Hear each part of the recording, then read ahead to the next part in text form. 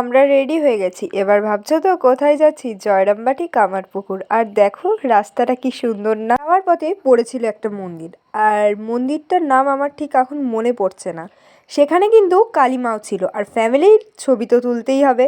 তুলে সঙ্গে সঙ্গে গাড়িতে চেপে রওনা দিয়েছিলাম জয়রামবাটি কামারপুকুর। আমি ভেবেছিলাম হয়তো ঢুকতে দেবে না, সেই জন্য বাইরে থেকেই দেখাচ্ছিলাম, কিন্তু দেখলাম না। তারপর ঠাকুরদেরকে প্রণাম করে সোজা ঢুকে গেলাম বিষ্ণু মন্দিরে।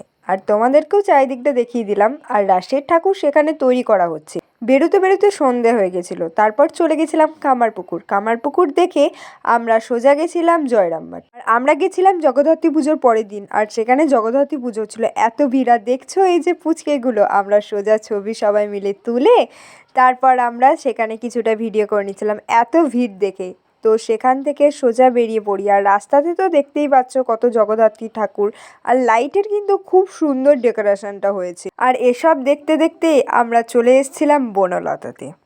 এরপর নেমে আমরা বনলতার দিকে রওনা দিলাম। তো খুব সুন্দর ছিল, দোলনা ছিল বাচ্চাদের, আমরাও কিন্তু একটু দুলেছিলাম।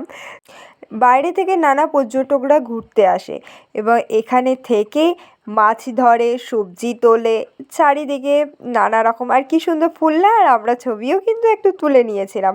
তো খুব সুন্দর লেগেছিল। বনলতা আর গাঁদা ফুলের তো পুরো চাষ হয়েছিল, খুব সুন্দর লাগলো। আর রাতের দৃশ্যটা তো খুব সুন্দরই লেগেছিল। জানি না সকালে কীরকম লাগে, চাঁদ তো চারিদিকে লাইট, খুব সুন্দর রিসর্টটা ছিল। তারপর আমরা চলে গেছিলাম বনফুলে।